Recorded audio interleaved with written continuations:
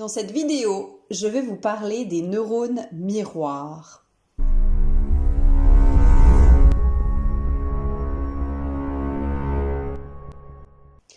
Nous avons 100 milliards de neurones et chacun d'entre eux a une fonction spécifique. Parmi ceux-ci, il y a les neurones miroirs. Ils vont s'activer lorsque on exécute une action et lorsque l'on observe quelqu'un exécuter cette même action. Ils ont été découverts en Italie dans les années 90 par le groupe de Giacomo Rizzolatti, par hasard. Ils ont fait une étude sur la motricité des singes et observaient les neurones qui s'activaient lorsque les singes prenaient des cacahuètes. Sauf qu'un jour, un chercheur a pris une cacahuète et le singe était branché sur les électrodes. Et ils ont observé que les mêmes neurones s'activaient aussi alors que le singe ne prenait pas les cacahuètes lui-même. Alors ici on parle des animaux, mais ça vaut aussi pour les humains. Ces expériences ont été reproduites. Quand on observe quelqu'un qui fait une action, nos neurones de cette action vont s'activer aussi. On appelle cela les neurones miroirs. Le mot miroir parce que c'est le fait que ces neurones réagissent aussi bien aux actions de soi qu'aux celles d'autrui. Cette découverte a été très importante en neurosciences.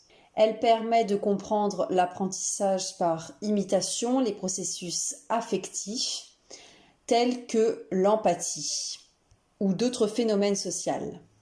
Au niveau de l'imitation, c'est très utile, notamment chez les enfants, puisqu'ils vont répéter une même tâche en imitant continuellement, en essayant de se rapprocher de leur modèle afin d'y arriver.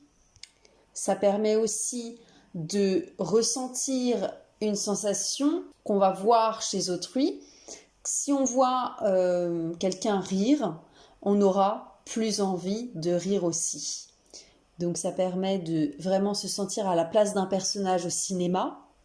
Il vous est peut-être déjà arrivé de rire ou de pleurer dans une situation particulière parce que vous aviez l'impression d'être dans la peau du personnage.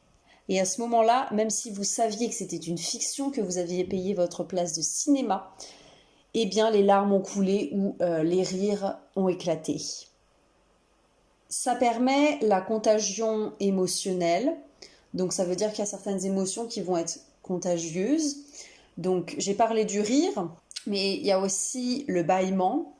Souvent quand on voit quelqu'un bâiller, ça nous donne envie de faire de même. Et donc les personnes qui sont plus susceptibles de réagir à cela, c'est celles qui ont le plus d'empathie. Dans quel domaine sont utilisés les neurones miroirs ? Alors dans la publicité, je me souviens d'une pub de Fiat dans laquelle on voyait une dame désirer une voiture. On ne la voyait pas dedans, elle tournait autour, elle voulait cette voiture. Et donc le fait de voir quelqu'un désirer un objet, ça nous donne envie de le désirer aussi. Donc ce désir va ensuite amener vers un achat. Donc c'est vraiment quelque chose de calculé. J'ai aussi parlé des spectacles, des matchs, où vraiment on est content ou alors déçu quand les équipes gagnent ou perdent. Mais il y a aussi d'autres domaines dans lesquels on va pouvoir mettre à profit ces neurones.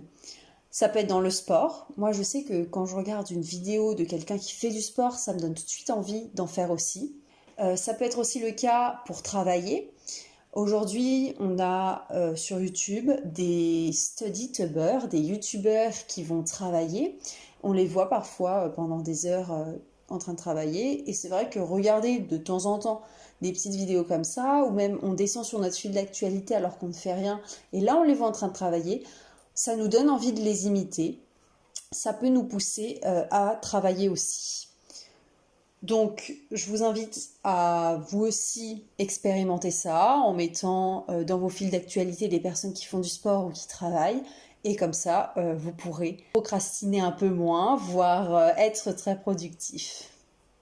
J'espère que ce genre de vidéo où je mêle neurosciences, de l'aspect des sciences cognitives et puis des conseils qui sont un peu orientés développement personnel vous plaît, n'hésitez pas à vous abonner. Je vous retrouve dans une prochaine vidéo.